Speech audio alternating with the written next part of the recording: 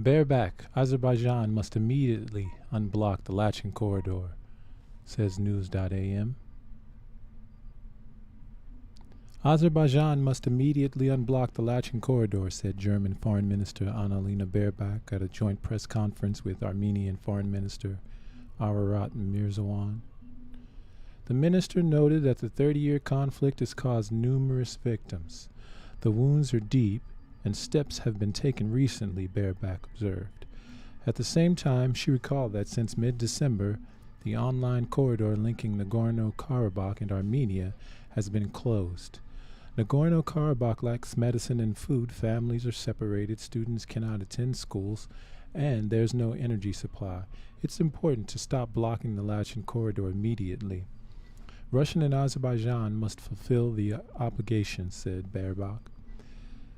The minister recalled the EU's decision to send a second monitoring mission to the Armenian-Azerbaijani border. According to her, representatives of Germany will take an active part in the work of the mission. As an EU representative, Germany is a neutral observer. Peace can be achieved only through negotiations. Peace can be achieved only through negotiations, Baerbock said. She welcomed the EU mediation efforts, noting that the parties are asking the question whether the peace agreement will be respected, whether the rights of the minorities will be respected. And the German minister pointed out 4 important points on the road to peace. The first is a search for bodies and their return to their relatives, a process which is being carried out by the ICRC. Second, that the international border between Armenia and Azerbaijan is not delimited, and this provokes shootings. Without a clear border, peace is far away. Germany is ready to assist in delimitation of the border. The third is demining, in which Germany is already helping.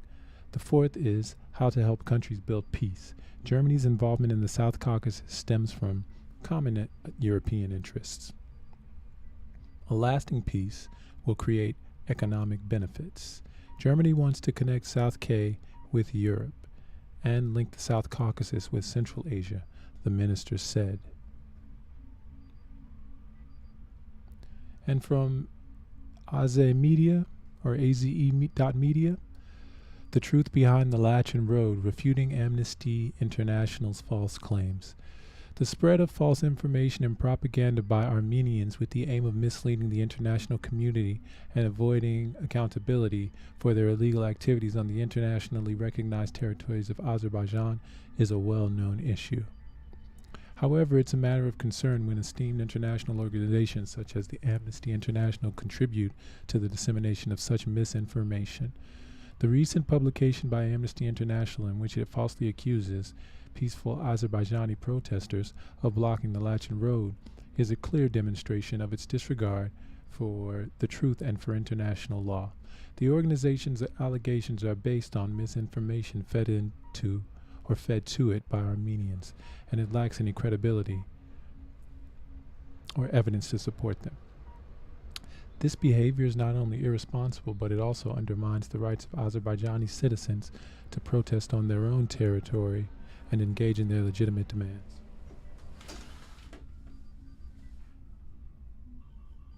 The recent publication by Amnesty International, in which it unjustly accuses peaceful Azerbaijani protesters of blockading the Lachin Road, is a clear example of irresponsible behavior. The organization's claims about the road being blocked are decisively discredited by the numerous videos that have been published on social media platforms, including my own Twitter account, which show large convoys of both ICRC and Russian peacekeeping forces using the road. These videos directly refute Amnesty International's false statement that only 5 to 6 trucks pass the road on a daily basis. Yes, we played those clips on another day. There we go. The protesters have legitimate reasons for their actions. They're raising concerns about the illegal exploitation of the Demirli and Gizilbulag deposits by Armenians, which is causing severe ecological damage in the Karabakh. The protesters also demand that Azerbaijani ecologists be granted access to these mineral deposits to monitor their condition.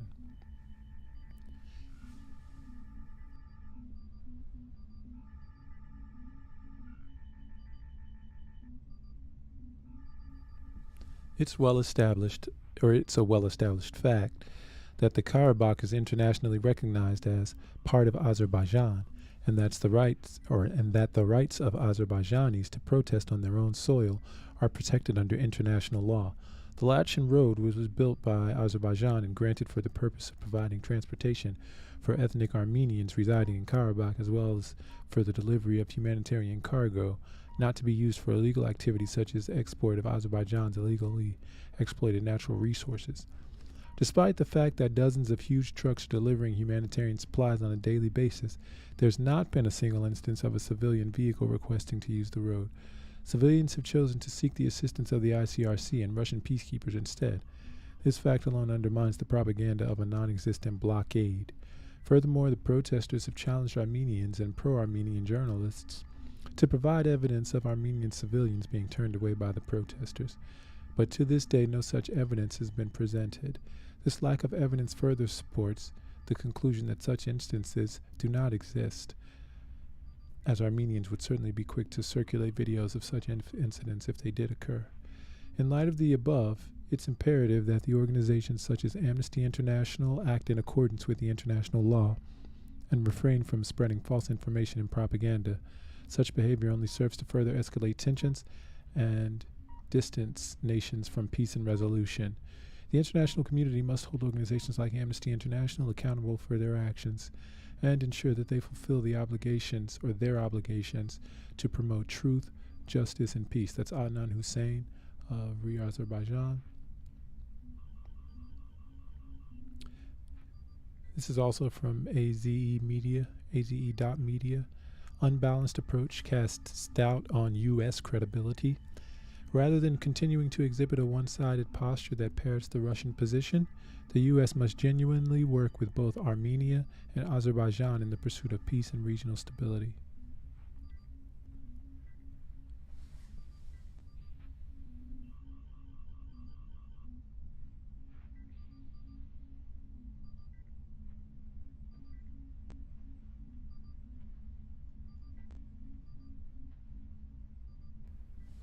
Imagine for a moment the backlash that United States Secretary of State Antony Blinken would have experienced if he met with Israeli leaders but not with Palestinian Authority officials during his Mideast visit this week. Naturally, he would be roundly condemned for taking an unbalanced and biased approach to diplomacy.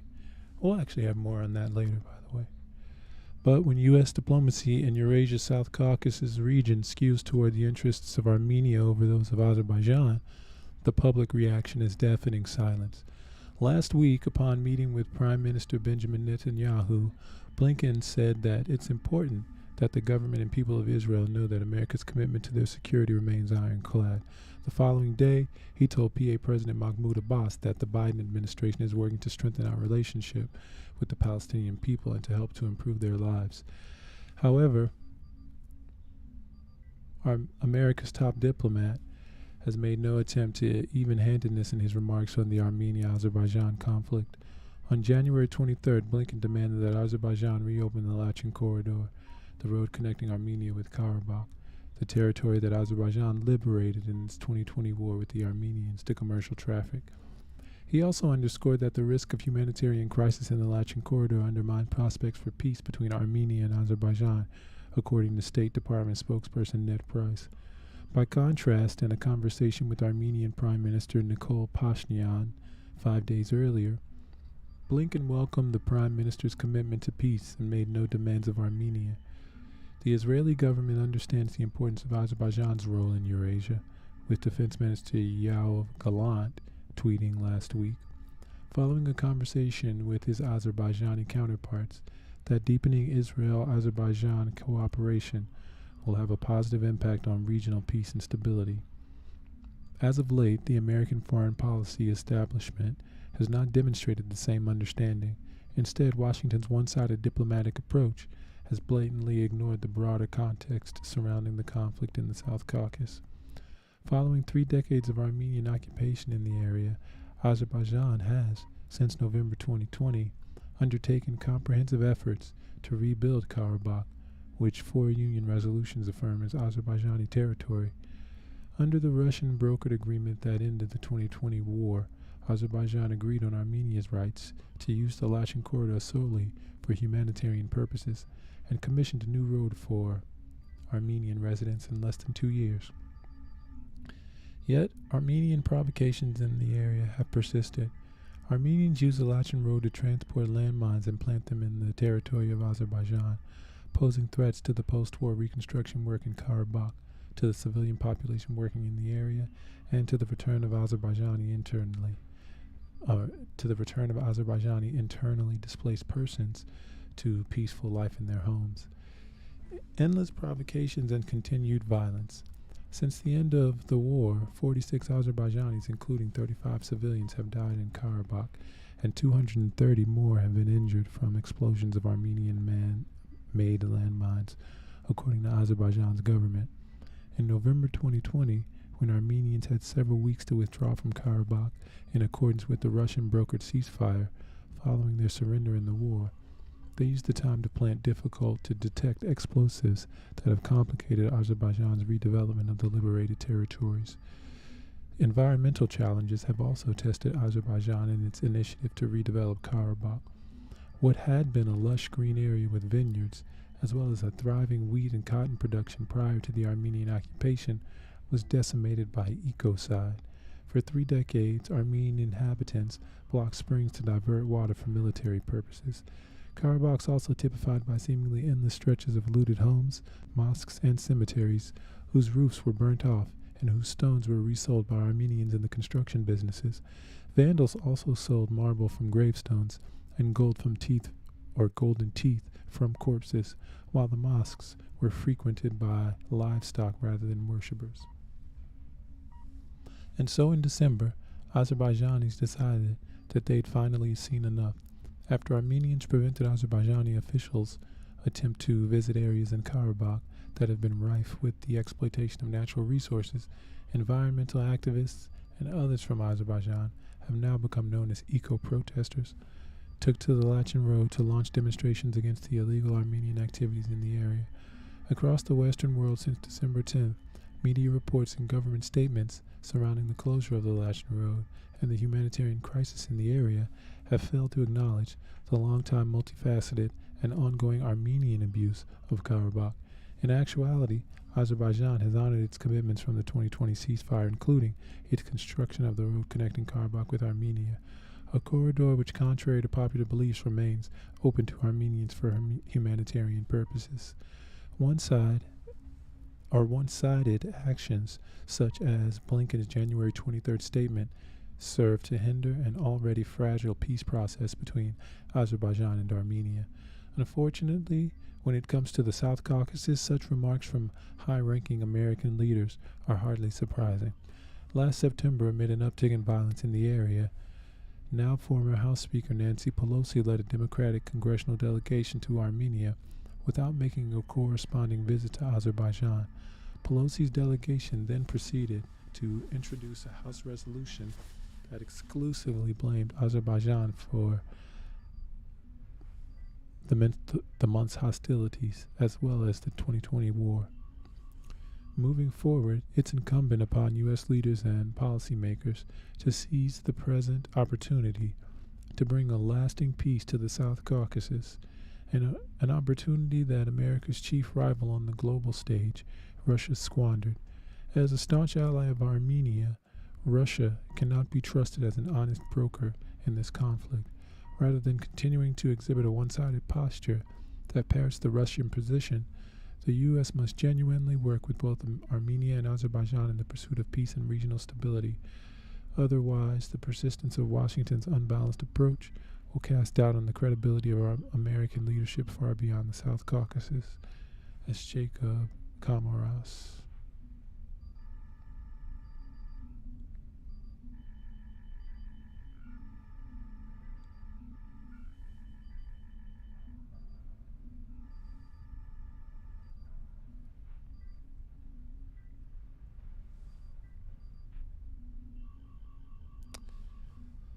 This is from Sensoru.net. Russian experts suggested bombing another neighboring country to get out of the oil crisis.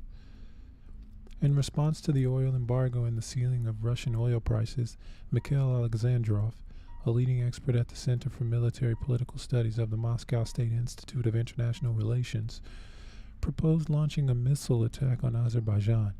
He made such a statement on December 15th on the air of the propaganda resource Rusarminfo. A fragment of the commentary was published on YouTube.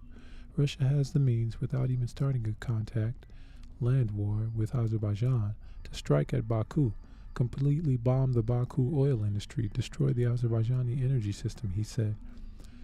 Experts said that the West would suffer greatly from such strikes.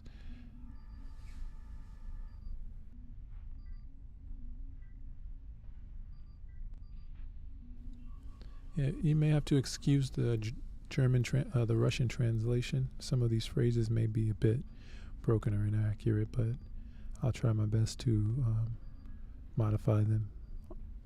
If we now bomb their oil industry, then oil will not flow to the West. This will immediately increase oil prices and conditions when they introduce a price ceiling, he said. In addition, Alexandrov accused Azerbaijan of provocation of Russian peacekeepers, referring to the unresolved conflict over Nagorno-Karabakh. A strike on the Azerbaijani energy system, he said, would also solve this problem. Azerbaijan is hiding behind, he signed a declaration of strategic alliance with us, and he provokes our peacekeepers. This is referring to Azerbaijan. We must make it clear that we may not fight in Karabakh, but we will bomb the entire energy system, the oil system, and Azerbaijan will sit without oil, without electricity, the expert said. The governments of the countries of the European Union have agreed to limit the price of Russian offshore oil in the amount of $60 per barrel on December 2nd. They were joined by the countries of the Group of Seven. Actually, I think that part was from another story. Yeah, so, and as far as Azerbaijan, here's another one.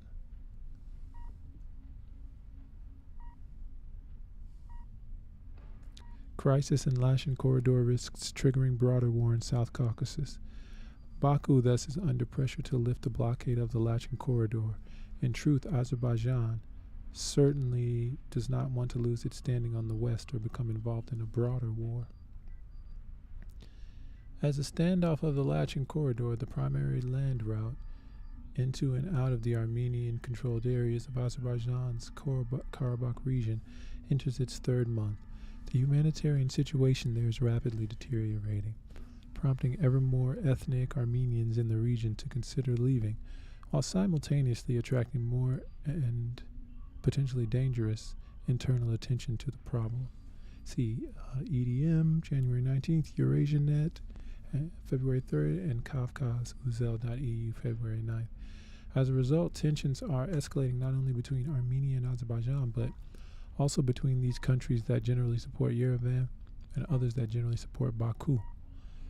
This later division raises the possibility that any outbreak in violence between Armenia and Azerbaijan over Lachin might drag others into a broader war in the South Caucasus. See JAM News, January 6th, and EDM, January 24th. Russia, Iran, and Turkey are the three countries most immediately involved, with France, the European Union, and the United States increasingly focused on the issue of Lachin and how the standoff there could lead to renewed violence between Armenia and Azerbaijan, possibly involving other countries as well. Russia's position is by far the most complicated. On the one hand, its troops on the ground based in Armenia, as well as the peacekeepers in Karabakh, the latter numbering approximately 2,500 following the 44-day war between Armenia and Azerbaijan in 2020 for a 5-year term.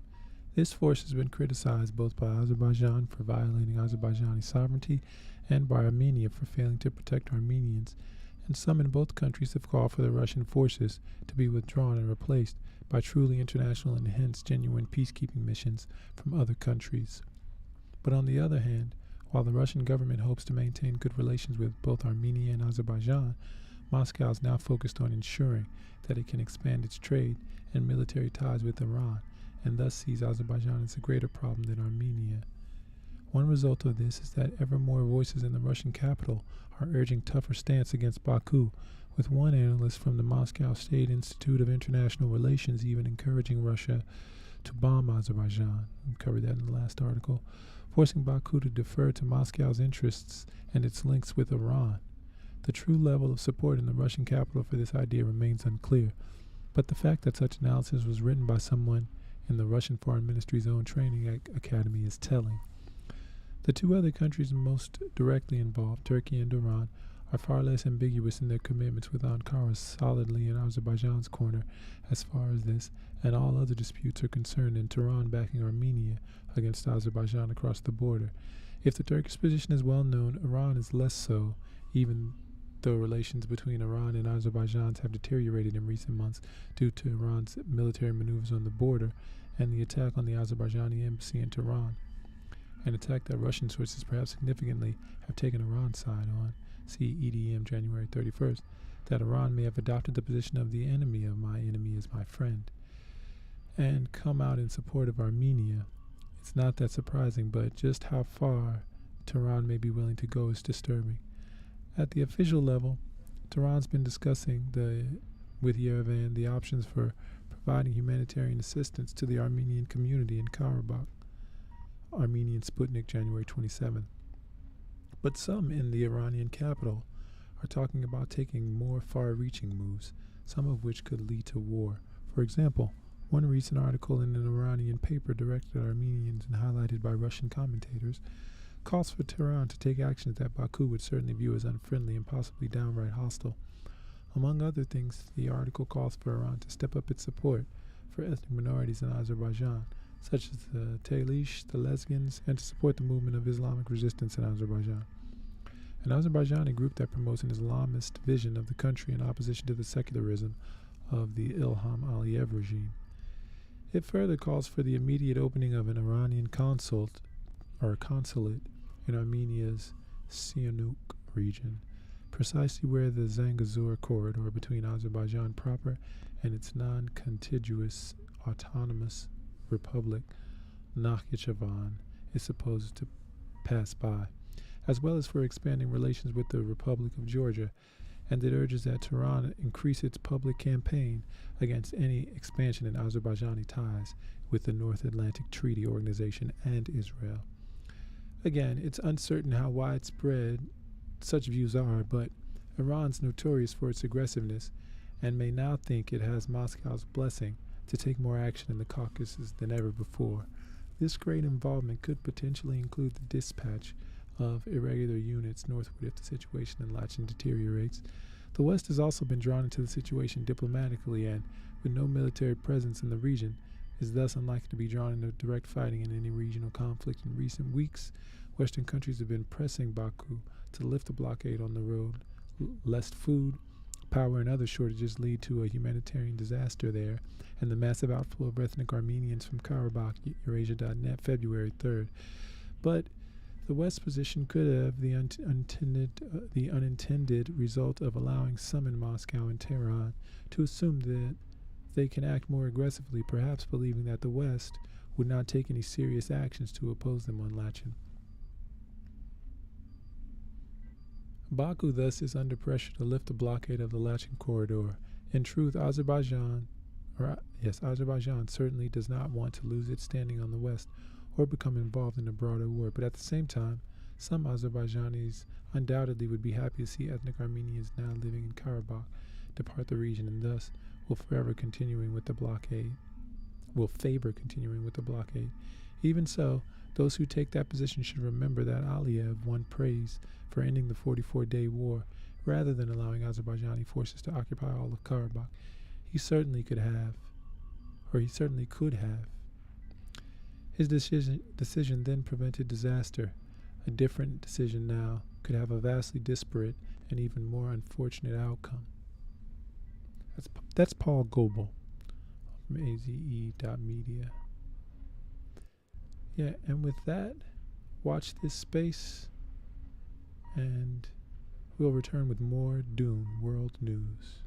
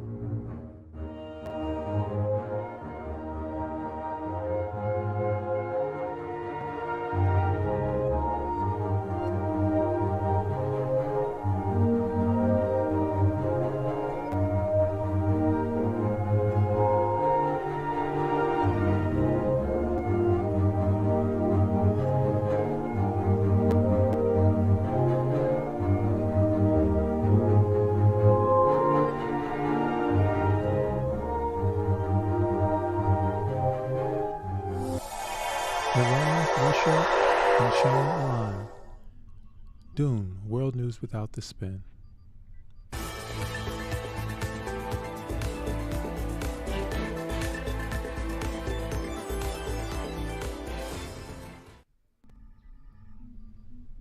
Pepe Escobar visited Richard Medhurst's blog, and they discussed the attacks on the author of Nord Stream 2 Revelations.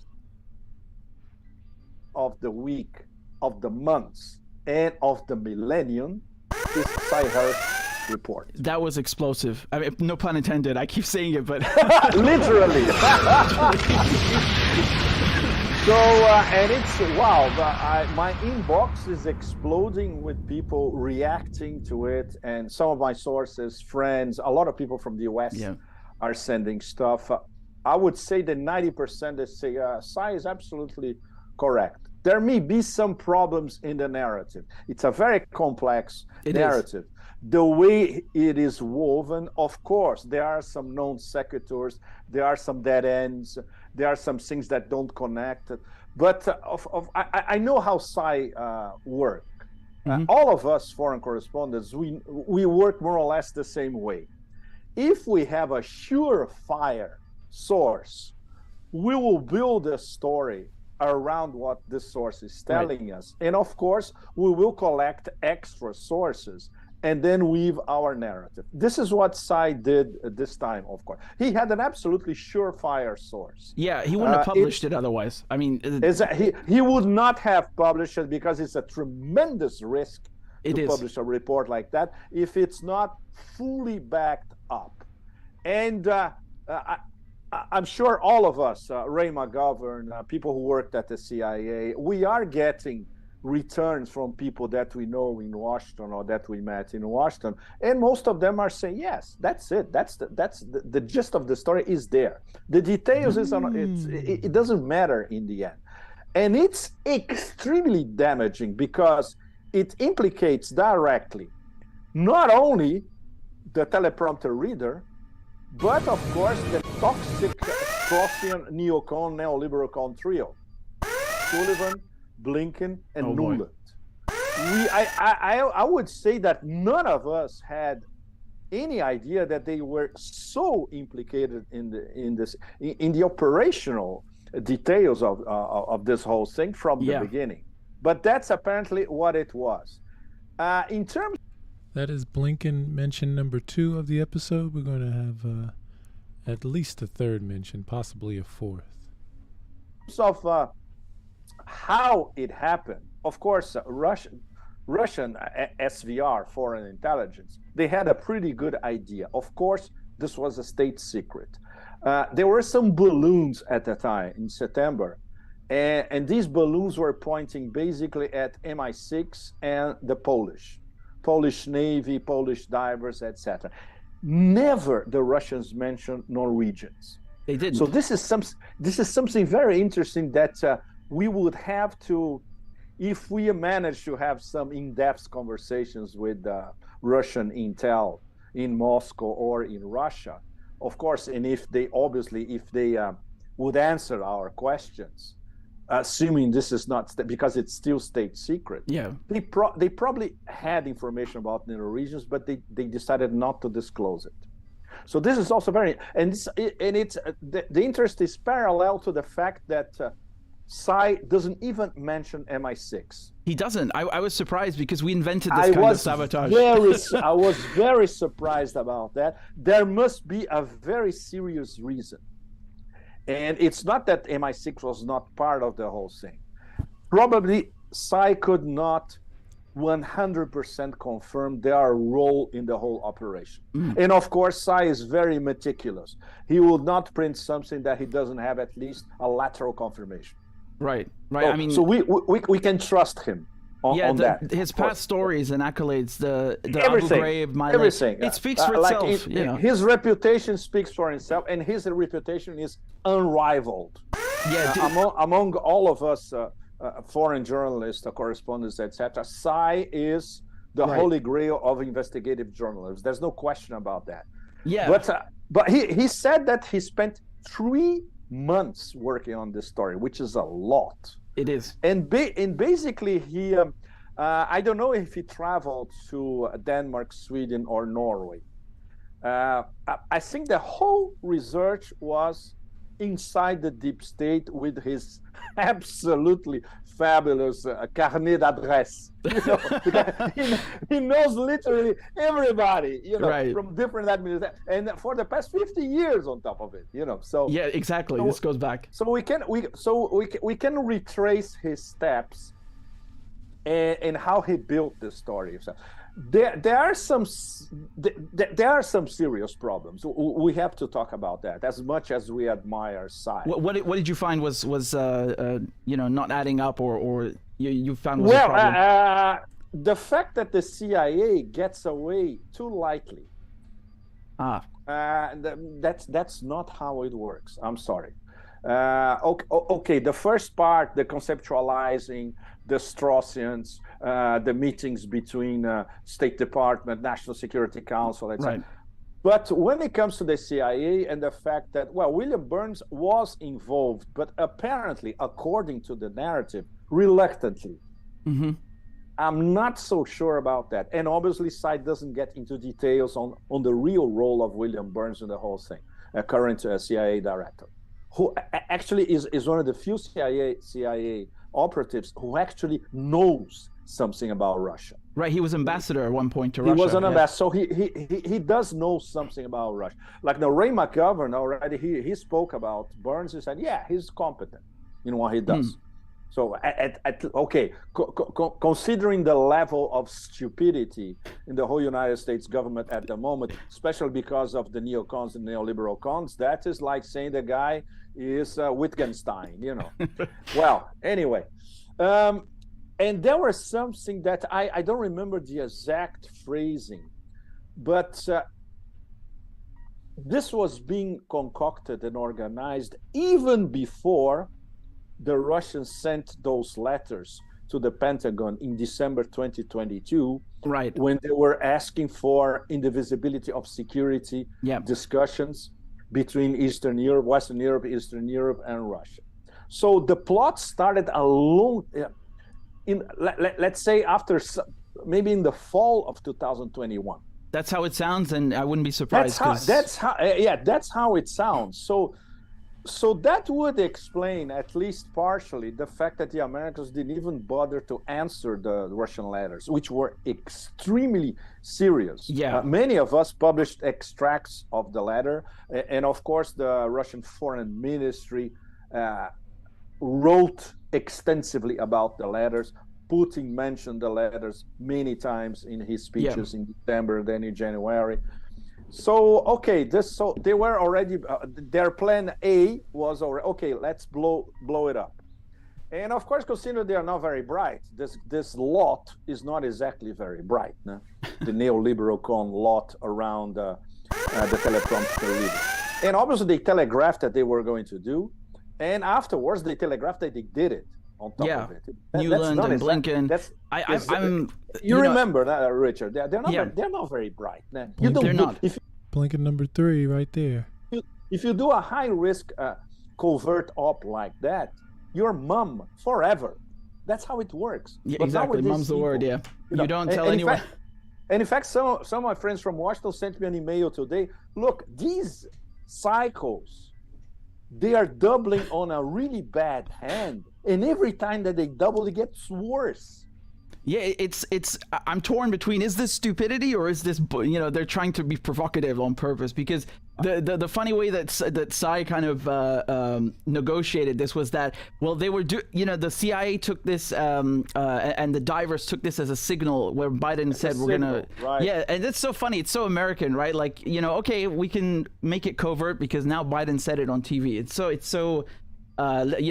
laissez-faire. And that's one of the fragments of the narrative, Richard, which is he could have. I understand why he had to be concise, and he had to get the main aspects of how the operation was built. So I'm sure he had to sacrifice in his final editing at least half of what he originally wrote. This is what we all do. That's how it is. Unfortunately, maybe he could do a remixed greatest hits version later on. His original copy, which would be obviously fascinating. We would love to read that. For plenty sure. of detail that all of us will be, dying to read. In fact, but it's a pity because this accounts for some of these loops and some of these gasps of air. So we are trying to breathe it coming to the surface in the middle of the narrative. Yeah. But the narrative itself, the fact that extremely serious people in Washington, in New York, transatlantic, finance people are saying, look, that's it. Basically, the narrative stands from beginning to end with minor details.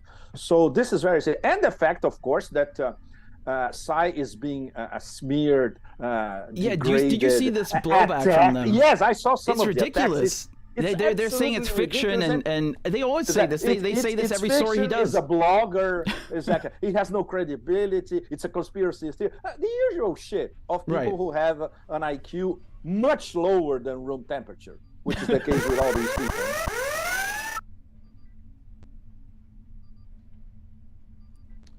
And this is Richard Medhurst's coverage on the Nord Stream blow-up. Today, absolutely explosive stuff. Again, no pun intended. How America took out the Nord Stream pipeline. Now, he published this on his Substack, right? On his independent Substack, and I'll get into why that's important in a bit, but let's go through the piece. Now, obviously, this is so extensive and so long, I can't read all of it to you. I'm going to try my best to be concise and summarize this, but I highly recommend you go and read this yourselves because it's so insightful, and he really, he creates this magnificent web of historical context and geopolitical context. And look, man, let's be honest here. What is the first thing I told you when these pipelines were sabotaged? It was either the British or the Americans. Okay, you anyone with half a brain can see that. Anyone who's honest can see that. But this is very. Why is Seymour Hersh's piece very important? Because his source is someone who had direct knowledge of the planning. Okay. Now I know people are going to say, well, it's just one unnamed source. Once again, I just listed the accolades. I just told you this guy's won a Pulitzer Prize. He's broke some of the biggest stories that I can even think of. So when he's reporting this, there's a lot of weight behind it. And the CIA and the White House are already trying to swat the story and say, oh no, it's fiction. Yeah, well, guess what? They always say that. Again, let's go through the piece and I'll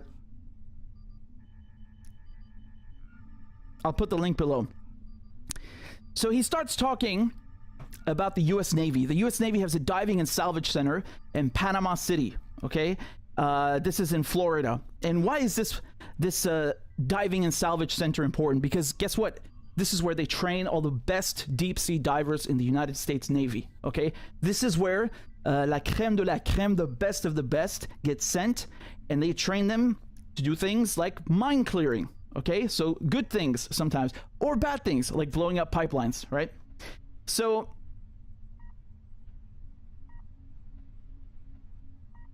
why is this important?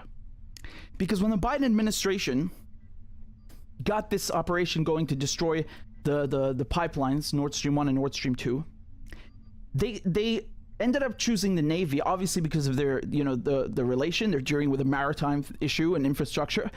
But the Navy, as Seymour Hersh writes here, they're not under America's Special Operations Command, so whose covert operations must be reported to Congress and briefed in advance to the Senate and House leadership, okay? So the Gang of Eight. And why did they do this? This also is a measure taken to avoid leaks, okay? So here's the gang. Who gets together? Well, of course, it's Biden, it's Jake Sullivan, and Blinken, and he talks about Newland as well, and their disdain for this pipeline. Again, this is something we've gone through together extensively. I've played you so many clips, not just from these four, but also Condoleezza Rice. You can pick any administration you like from the last 20 years, and you'll find people, Republican, Democrat, it doesn't matter, and they're all criticizing Nord Stream for various reasons, right? So they'll say, well, we don't want the Europeans to depend on Russian energy because Russia's evil. Yeah, what it's really about is making sure there's no good relationship between Russia and Europe. And of course, the benefit of that is also, offloading and selling American LNG, American gas. And basically, even if you don't sell that much LNG, it's more about undercutting the Russians and screwing the Russians out of a deal. That's what it's about. Okay, this is a long-term foreign policy objective. It's nothing secret. It's nothing new. These are not my words. This is Victoria Nuland. This is Condoleezza Rice. This is Biden. This is Blinken. They're all on tape saying this. They're happy that Nord Stream 2 is destroyed. They want Nord Stream 2 to be destroyed and taken down. They were saying this over and over for years. So in any case, he goes through why this is such a lucrative pipeline, right? Because it lets the Russians make a ton of money, and the Germans, they get to have cheap gas. They get to grow their country, and that's why, Germany has the largest economy in Europe. This is not the only reason. It's not even perhaps the main reason, but it's one of the most important reasons. Cheap gas, right? Cheap energy. And of course, they get to sell the excess gas downstream. So, he also mentions former Chancellor Willy Brandt, and this is very, very important. If you've studied Cold War history, German history, you come across Willy Brandt and Ostpolitik, which is basically, the Germany's attempt to rehabilitate itself, to make up, if it can, for World War I and World War II, and try to have peaceful relations with its neighbors instead of killing each other, right? So how do you do that? This is not strictly a German idea. It's just, it was incorporated in Ostpolitik. You do that by interdependence. So you have, you build bridges, literally, but figuratively, with your former enemies. You get your economies intertwined and connected, and so there's no incentive to go to war, because if you attack your enemy, you're going to deindustrialize yourself, right? So that's the logic behind it. So it's not just about the money; it's also about peaceful foreign policy with the for Germany with its Russian neighbor. So they talk about Biden. This is, I really appreciate this piece for so many reasons. Obviously, because of its bombshell nature, but there's so many points here that I've gone through with you time and time again. And one of them, you remember when Biden dropped the sanctions, and Seymour writes about this here. Biden suddenly dropped sanctions, right, against Nord Stream 2 because they were trying to get the Germans to stop it, and this was something that was met with a lot of surprise, for me as well. And now, I joked about this a few weeks ago. We know why, right? That's why they dropped the sanctions, because they knew, okay, talking's not going to work to convince the Germans to stop this pipeline. Diplomacy is not going to work. Let's just blow it up. That's why they did it, right? And you might be thinking, well, hold on. They dropped the sanctions before the war. Why would they do that before the war? They blew up Nord Stream 2 to punish Putin for invading Ukraine. But here's the thing, man. Here's the thing. Seymour's source, okay, so Hirsch's source, who again has direct knowledge of the planning, says that they were planning this before the war started. They've been doing this for months. So in December of 2021, 2 months before the first Russian tanks rolled into Ukraine, Jake Sullivan, so that's Biden's national security advisor, convened a meeting of a newly formed task force, men and women from the Joint Chiefs of Staff, the CIA, and the State and Treasury departments, okay? So, these are basically the players involved in discussing what to do. So this is December. So he talks about what they were discussing, and can they do sanctions? Can they do things that are reversible, that can be undone, or are they going to do something that cannot be undone, like blowing up the pipelines? And over the next several meetings, the participants debated options for an attack. The Navy proposed using a newly commissioned submarine to assault the pipeline directly. The Air Force discussed dropping bombs with delayed fuses that could be set off remotely. The Central Intelligence Agency argued that whatever is done, it would have to be covert. Yes, I assume they'd say that. Everyone involved understood the stakes. Quote, "This is not kiddie stuff. If the attack were traceable to the United States, it's an act of war." So that's Hirsch's source. It's an act of war. You're damn right it is. You're damn right it is.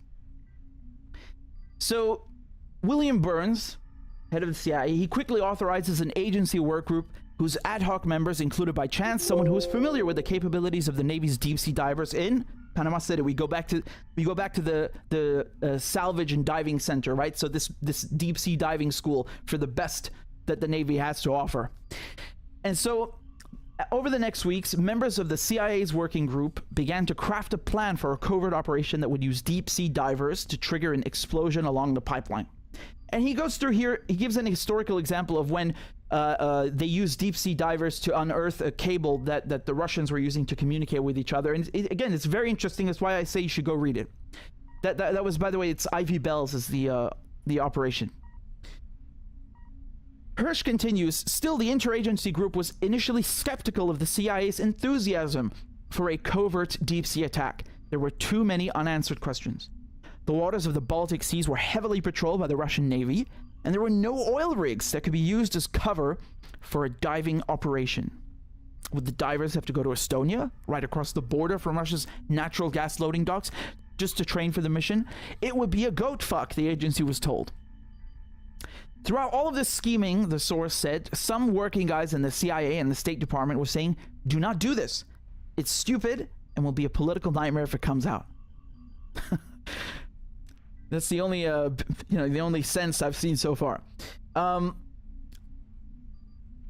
in early 2022, remember, that's before the war, the CIA working group reported back to Sullivan's interagency group. We have a way to blow up the pipelines, they said. And here, again, this is very important. He talks about those two moments that I've highlighted over and over and over again with you. When Biden is standing next to Scholz, you remember, I think it's particularly potent, not just because of what he says, but because he's standing next to Scholz. And this is journalist who, she's saying like, how are you going to block Nord Stream 2? It's a German and a Russian project. And then he says, oh, don't worry, we're there will be no Nord Stream 2. I'm paraphrasing, but that's basically the message, And it really shows you who's in charge, who's wearing the pants. Scholz is standing next to him like an idiot. He's not running his own country. It's Biden who's calling the shots, or let's say Uncle Sam. So Newland also says that if Russia invades Ukraine one way or another, Nord Stream 2 will not move forward. I mean, again, they make it seem like it's something, it's contingent upon a Russian invasion, but remember, they canceled the pipeline 2 days before the war started, and they've been planning this since December. So, and like I said, for decades, they're saying we want to get rid of this thing. So does it really have anything to do with the war? Is it really only because of that? No. There are many other reasons, and the war was a good cover for them. Now, several of those, so Hirsch writes, several of those involved in planning the pipeline mission were dismayed by what they viewed as indirect references to the attack. Quote, it was like putting an atomic bomb on the ground in Tokyo and telling the Japanese that we are going to detonate it, the source said. The plan was for the options to be executed post-invasion and not advertised publicly. Biden simply didn't get it or ignored it. Biden's and Newland's indiscretion, if that is what it was, might have frustrated some of the planners, but it also created an opportunity. Now look at this logic. I love this so much. This is so American. Look at this next part. According to the source, some of the senior officials of the CIA determined that blowing up the pipeline, quote, no longer could be considered a covert option because the president just announced that we knew how to do it. The plan to blow up Nord Stream 1 and 2 was suddenly downgraded from a covert operation requiring that Congress be informed to one that was deemed as a highly classified intelligence operation with U.S. military support. Under the law, the source explained, there was no longer a legal requirement to report the operation to Congress. All they had to do now is just do it, but it still had to be secret. The Russians have superlative surveillance of the Baltic Sea. This is so goddamn American. Well, you didn't explicitly say I can't do it, so I'm going to do it, right? So this is how they work with contracts. They'll screw you out of something. Like if you don't specifically write something down in black and white, they will just they'll wiggle out of it and just go around it. It's so American. It just over and over. You see this in treaties, you see this in agreements, you see this in contract. They're always the same crap.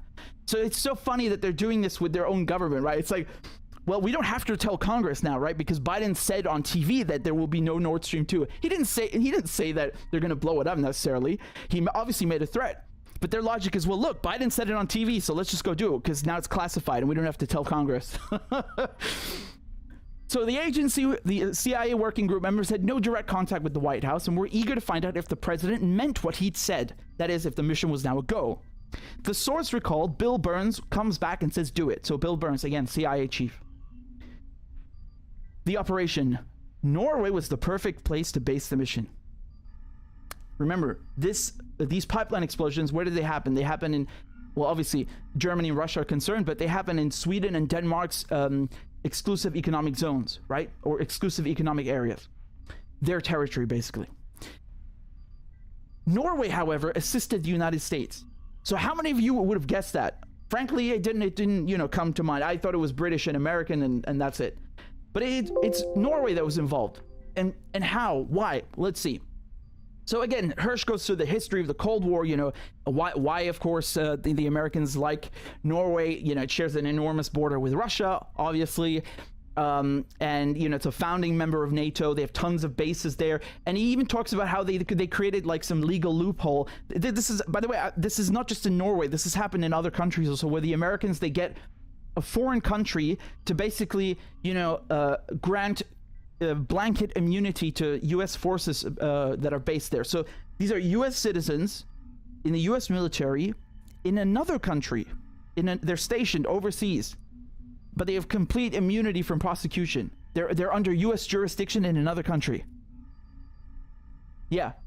So obviously, you know, anyone who cares about their own country's sovereignty is not going to be happy. But that's how it is. It shows you the relationship, the subservience. So back in Washington, planners knew that they had to go to Norway. So the source says that they hated the Russians, and the Norwegian Navy was full of superb sailors and divers who had generations of experience in highly profitable deep sea oil and gas exploration. And here's a very important part. Here's a very important part that Hirsch outlines. The Norwegians may have had other interests as well. The destruction of Nord Stream, if the Americans could pull it off, would allow Norway to sell vastly more of its own natural gas to Europe. You starting to get the picture?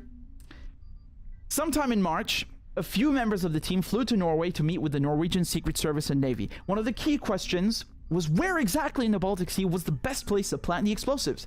Nord Stream 1 and 2, each with 2 sets of pipelines, were separated much of the way by little more than a mile as they made their run to the port of Greifswald in the far northeast of Germany. The Norwegian Navy was quick to find the right spot. In the shallow waters of the Baltic Sea, a few miles off Denmark's Bornholm Island. The pipelines ran more than a mile apart along a seafloor that was only 260 feet deep. That would be well within the range of the divers who, operating from a Norwegian Alta-class minehunter, would dive, and then they would plant C4 charges on the 4 pipelines with concrete protective cover. So C4 is a widely used plastic explosive. It's very, very powerful. So here you can see the Bornholm Island. Okay, so it's magnified over here. We're talking this area. I don't know how well you can see that, but it's really close to the pipelines. Yep. After a bit of research, Hirsch writes, the Americans were all in.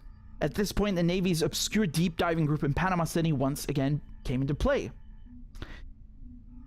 So he says that the best divers with deep diving qualifications are tight community, and only the very best are recruited for the operation and told to be prepared to be summoned to the CIA in Washington. So now they talk about, well, you know, how are they going to pull this off? Because, okay, this is physically speaking, off of Bornholm, this is the right place to do it. You know, it's not too deep for the divers. The current is not that strong, so it's not too risky. But what about covering it up? How do you pull it off without the Russians noticing? Because obviously, you know, the Russians, they have very good surveillance. There's a lot of maritime traffic in the area. So how do you get in and get out without the Russians noticing? And here's where the Norwegians, they propose an idea as well, right? So the Norwegians said that they should use Balt Ops. So Balt Ops is basically Baltic operations. So it refers to a NATO exercise that they've been doing for 2 decades in the Baltic Sea every year in June, right? And the Norwegians proposed this would be the ideal cover to plant the mines. And I want to tell you something, because when Nord Stream and 1 and 2 were sabotaged, do you guys remember what I showed you? I showed you a couple of things. One of them was the Royal Navy, the British Royal Navy, doing exercises in the Baltic Sea. And I also showed you this. I talked about Balt Ops, about NATO doing these training exercises.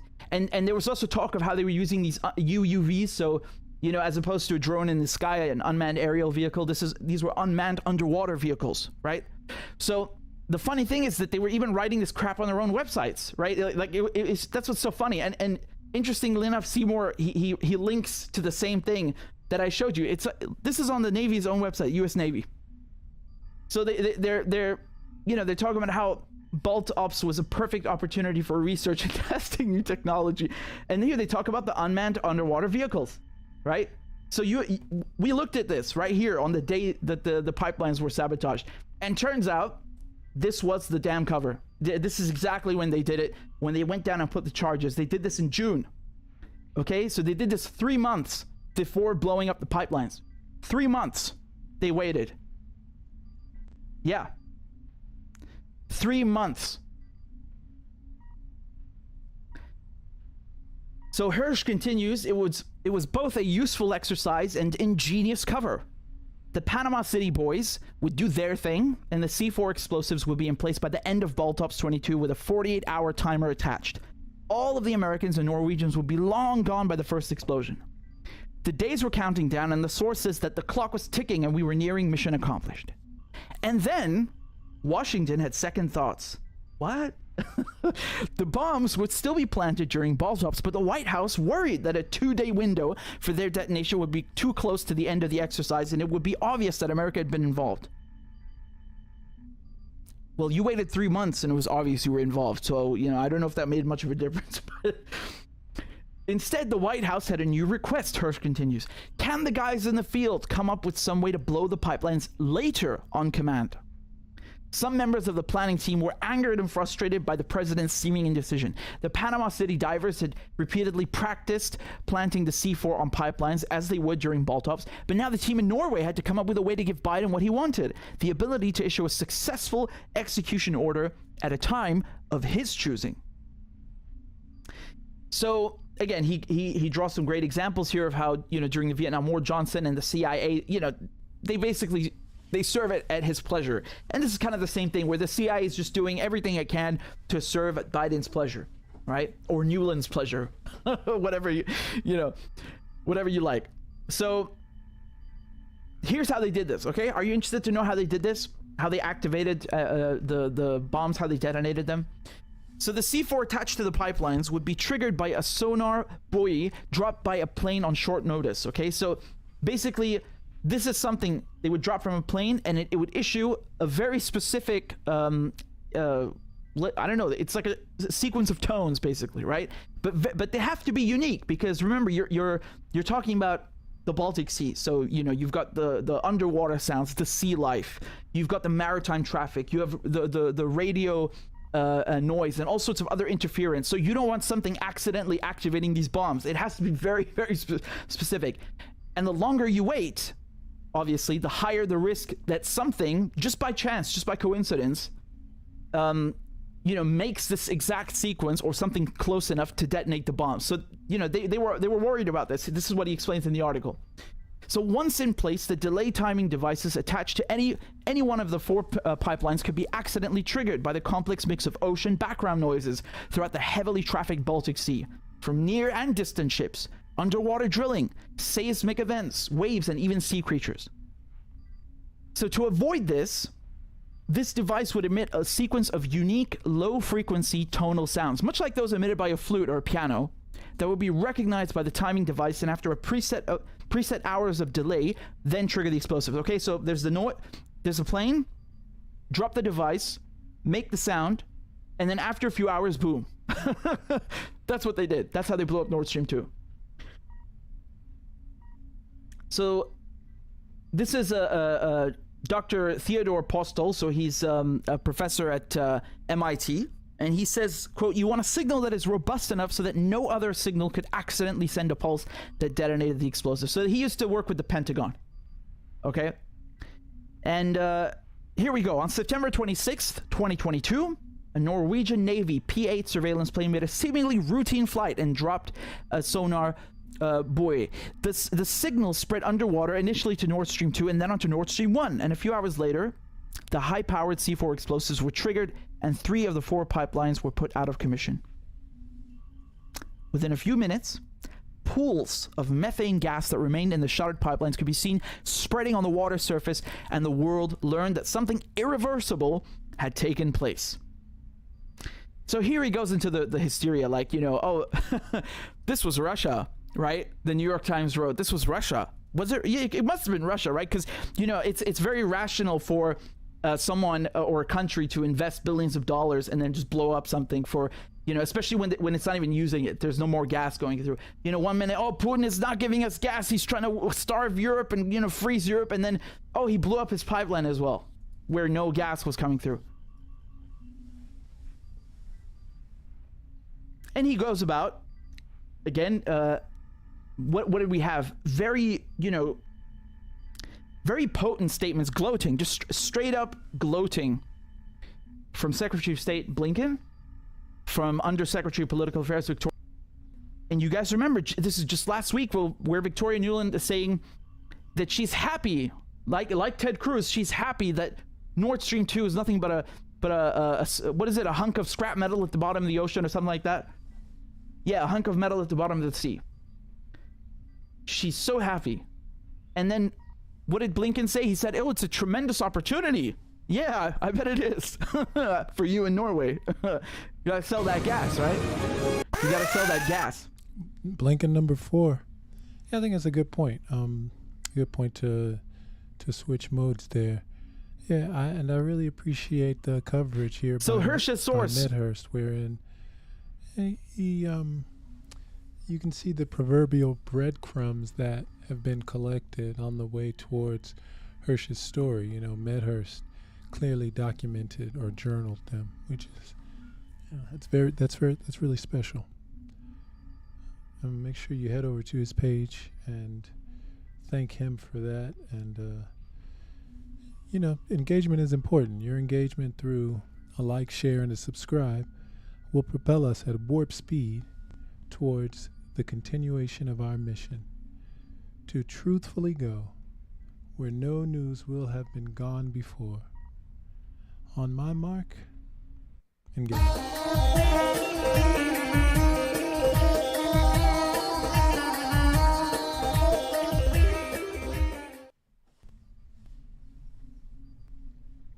Iran, Russia, and China align. We have a few stories on that. Iran, Russia resisting swift hegemony over banks. This is Al Mayadeen English. According to Mohsen Karimi, all Russian banks nationally and abroad have access to SPFS, and 106 foreign banks in 13 other countries are now connected to CPAM. A woman used an ATM machine at a branch of the bank Meli Iran at the Grand Bazaar of Tehran in Iran. An Iranian official announced that all banks in Russia and more than 100 banks in numerous other nations have been linked to CPAM, Iran's financial communication system dispensing of SWIFT, which had hitherto monopolized financial telecommunication. The Central Bank of Iran's deputy governor for international relations told the Iranian news agency Tasnim that Iranian banks are now no longer required to use SWIFT for financial transactions. According to Mohsen Karimi, all Russian banks, nationally and abroad, have access to SPFS, the Russian version of the SWIFT financial transfer system, and 106 foreign banks in 13 other countries are now connected to CPAM, Iran's local interbank telecom system. Since the Russian SPFS has been linked with Iran's CPAM, anyone with access to the Russian network can now connect with Iranian banks and vice versa. Karimi clarified that SWIFT standards are the foundation upon which messages between CPAM and SPFS are sent. Rustam Ziganshin, the Russian trade representative in Iran, presented plans for the establishment of a SWIFT-like bank-to-bank information and payment system. Last February, Russian banks were excluded from the SWIFT interbank payment system by the decision of the European Commission and its allies. The maneuver was intended to hit the country's banking network and access to funds via SWIFT, which is pivotal for the smooth transaction of money worldwide. This type of solution already exists, particularly in China. The country launched its international interbank payment system in 2015 called CIPS.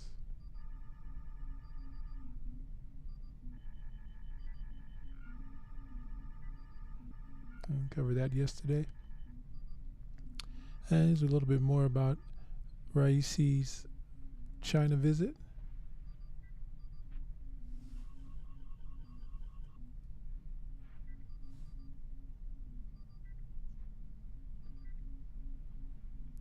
Pro-government media outlets in Iran are talking up President Raisi's landmark trip to China. The 3-day visit comes as the Islamic Republic hopes to enhance relations in line with its Look to the East doctrine. Yet the much-touted 25-year strategic cooperation agreement between the two nations has yet to be implemented on the scale its supporters had seemingly been expecting. Meanwhile, hours before Raisi was due to leave for Beijing, Iran's Guardian Council announced that the legal process of joining the Shanghai Cooperation Organization has been formally completed. The coverage. The Chinese Foreign Ministry announced on February 12th that Raisi would be in China on February 14 through 16.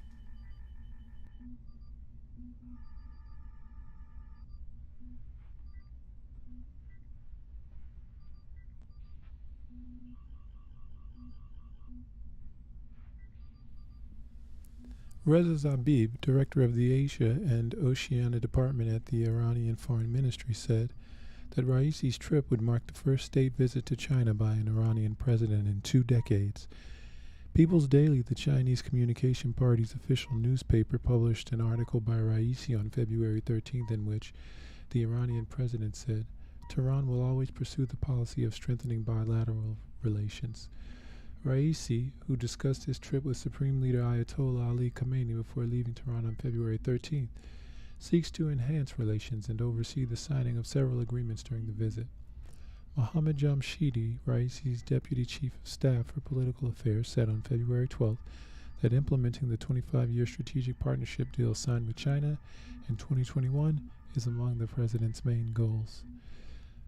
Majid Reza Hariri, president of the Iran-China Chamber of Commerce, told Chinese media on February 13th that Tehran and Beijing plan to sign agreements worth more than $10 billion. See, we have a graph here, China-Iran trade 2012 to 2021, total trade in brown, China's imports from Iran in blue, and China's exports to Iran in yellow-orange. You can see a general decrease, but slight and gradual. Conservative media supportive of the Raisi administration have been talking up his trip to China and praising its political outcomes. The government-run Iran Daily on February 13th said the purpose of the visit was to neutralize sanctions and mark the occasion by publishing a 120-page extra on the Islamic Republic's trade ties with Asia's top economy. While I was reading that, I was thinking Amwaj.media is the name of the site. Tasnim news agency, which is affiliated with the Islamic Revolutionary Guard Corps, argued that strengthening relations with China would help protect Iran's economy from the nature of ties with Western nations. The context analysis. Hit by Western extraterritorial sanctions, Iran's come to increasingly rely on China as the main customer of its crude exports.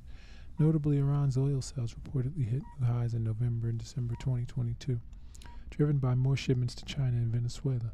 Moreover, Iran and China signed a long-term strategic roadmap in March 2021, which Tehran in January 2022 said was being implemented. However, the two nations have been seemingly sluggish in implementing the roadmap, with one of Raisi's main goals being to expand collaboration. The roadmap's not without its detractors. It's drawn ire at home over concerns about over-reliance on China and due to perceived secrecy surrounding the document.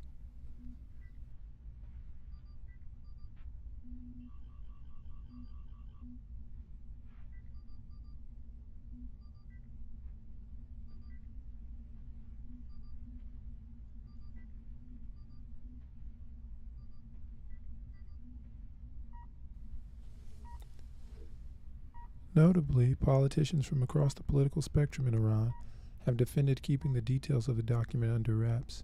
Raisi's trip comes nearly 2 months after a backlash in Iran over a joint Arab-Chinese statement issued during Chinese President Xi Jinping's high-profile visit to Saudi Arabia in December 2022. China sought to allay Iranian concerns by sending a delegation led by Vice Premier Hu Chunhua days later, during which the two sides agreed to enhance trade and implement joint projects reportedly worth tens of billions of dollars. While Raisi's visit is his first official trip to China, he's previously met with Xi. The two presidents met in September 2022 on the sidelines of Shanghai Cooperation Organization summit in the Uzbek city of Samarkand. Importantly, the president on February 7th formally signed into law a bill approving Iran's ascension to the SCO. Hours before Raisi was due to leave for Beijing, the Guardian Council announced that the legal process of joining the SCO had been formally completed. Iran has for years sought to join the Eurasian bloc, but has been blocked by Western sanctions. Tehran's accession to the SCO would therefore be a major political win for Raisi. Iran and the Shanghai Cooperation Organization, Tehran's long-standing quest to join the Eurasian bloc, appears to finally be coming to fruition. The future. Consolidating relations with China is important to Iran, particularly since the deadlock over the revival of the 2015 nuclear deal remains. Enhancing ties with China is in line with the Islamic Republic's look to the East policy, which is espoused by Khamenei. However, given the sluggish implementation of the 25-year roadmap, there is no guarantee that Raisi's trip will have game-changing outcomes, even if major agreements are linked. That's omwatch.media.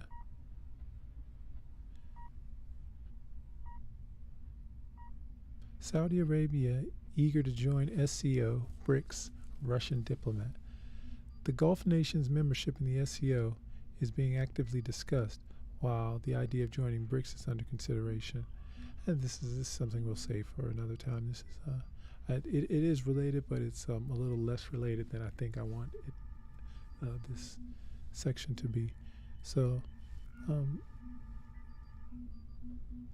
want you to watch this space and remember that your engagement through a like, a share, and or I would like all three. It would be nice to have all three, the like, the share, and the subscribe. But if you had to choose one, I'm not sure which one you would choose. I just know that it would be okay if you did. Like, share, and a subscribe.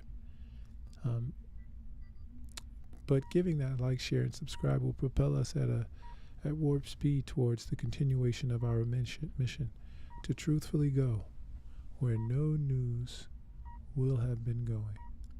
Watch this space.